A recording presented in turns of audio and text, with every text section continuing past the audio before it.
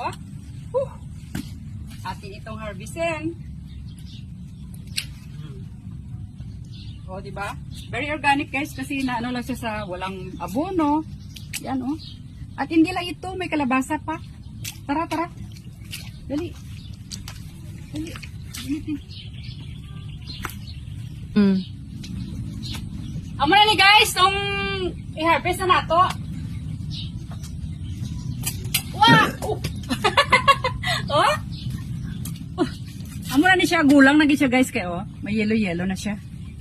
Libreng gulay gikan farm guys, oh. Very organic ito kasi, oh. O, diba? Hindi na natin kailangan bumili, oh. At saka, very masarap ito guys, lalo na itong patola. Fresh. Lagyan na natin ng miswa. Oh. Oh. Ayan. May harvest na tayo. Meron dalawa naman dito ang naiwan. Oh.